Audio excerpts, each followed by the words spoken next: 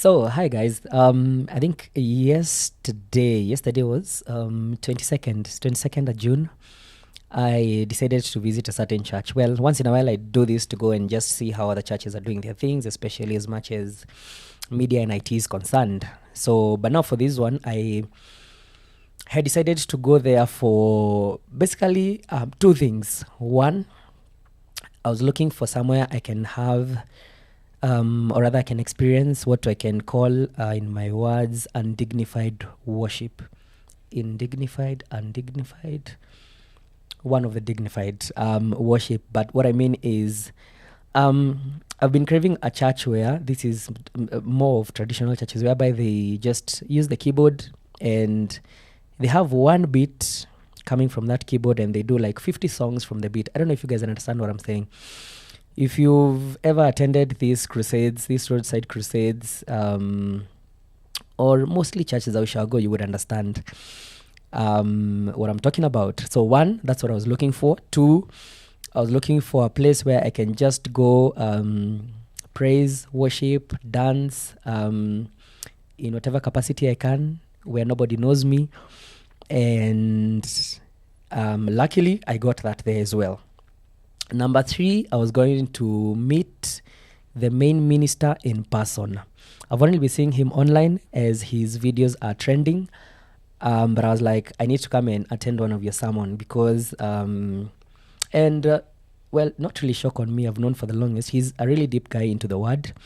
He knows what he's saying, but I think he's trended for, because guys just pick his cheekiest of clips, and that's normally what trends. But personally for me, I got to experience the three: undignified worship, getting to meet him in person, and also getting to go and dance in or rather worship differently from what I'm used to. So basically, for me to prepare for the day, this is how the day started. Let me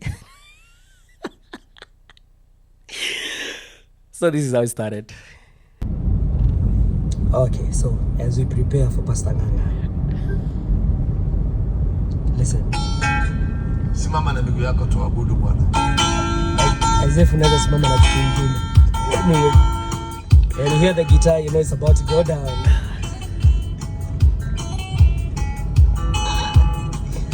Nganga. Lego.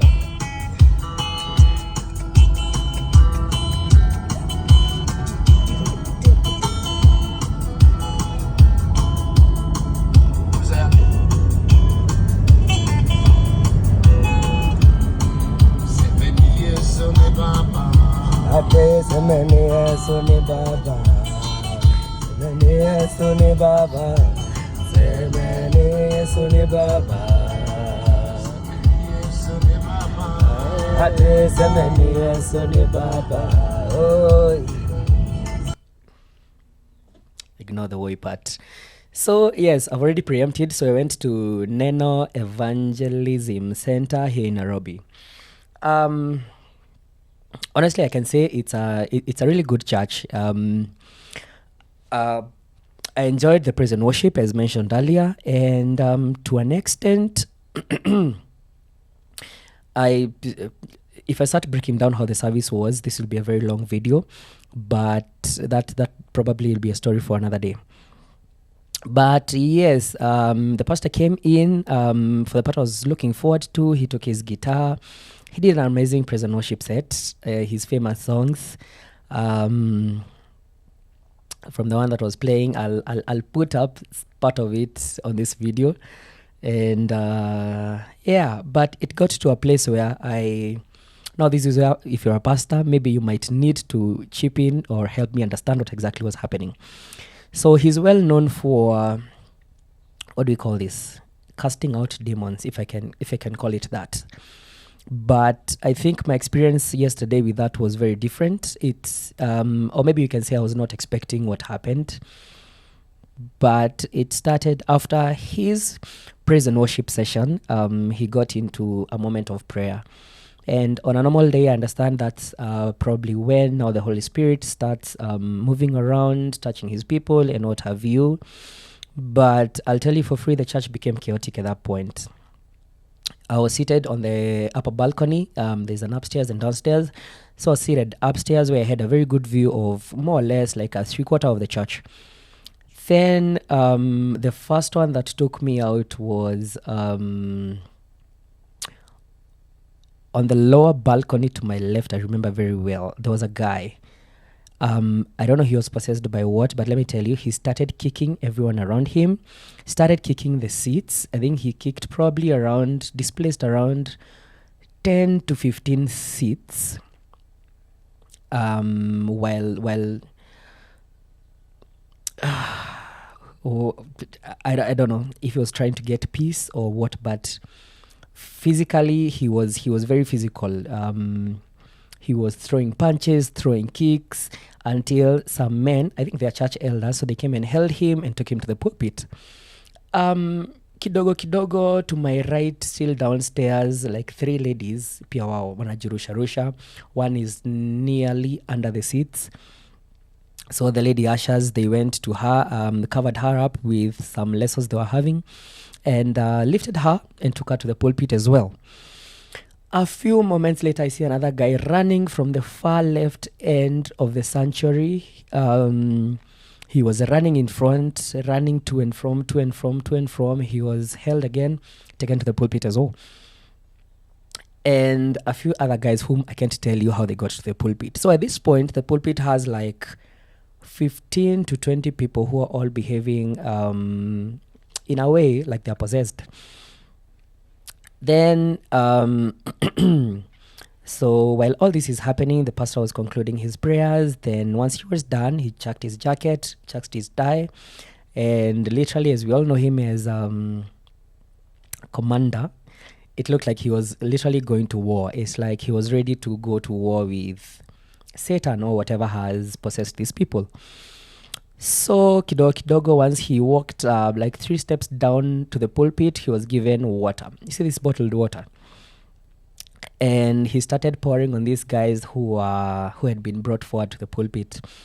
I think he poured around 10 to 12 500 ml bottles of water on these guys. So literally, these guys were, some of them was soaking wet. It was not really a scene to delight looking at, so I didn't even record, because honestly I wouldn't want to have such footage on my phone. But yeah, just to mention a few, there was one lady. So when he was attending to each and every one of them, I cannot recall all the cases, because I was telling you there were like 15 to 20 guys who were on the pulpit possessed in one way or another. But there's this one lady, she had should I call it a snake demon possession? So she was doing her tongue, whatever you see a snake doing. Then when the preacher got to her, she was like, tumekuja na tuko wengi, tumewakujia. You know those things. It's not even a laughing matter, man. So same questions, kwani mko wangapi? Tuko wengi. She responded, tuko wengi. And then she was prayed for, and there was something he was spraying into their mouth and their face. I don't know if it was anointing oil or water or what it was. I didn't get the gist of it. So, well, basically that he was using to each and every one of them as he was talking to them. So that was one, possessed by a snake demon. 2, there was another one who was saying she normally has bangles she gives to ladies, and the moment she gives it to you, you are more or less like enrolled into prostitution. Yeah. Then there was another one who came and said, she's struggling with prayer. So whenever she starts praying, she feels some very crazy abdominal pain, that as if something wants to come out of her body. That was another one. Now even her, I think her, she's the one who started making some signs with her hand. The preacher called them demonic signs, and well, I've seen them once in a while here and there being called demonic signs. And yeah, so, and as he was continuing to pray for the guys on the pulpit, then there were another one from now this was the shocker part. Another one who was seated upstairs, just the same upstairs where I was seated. Now even her, she started reacting the same way. Her, I can't remember what she was, what possession she was having, but she also started hitting the seats, hitting the people around her. She literally dispersed that place where she was seated. Looked like a field because now the seats have been dispersed left, right, center. And now I am just there, flabbergasted. Shockingly, the rest of the congregation looked like we are used to these things, man. It's normally part of the service. That's how it looked from the other guys. But now me there, I am zileza. Wow. Sasa tutadu.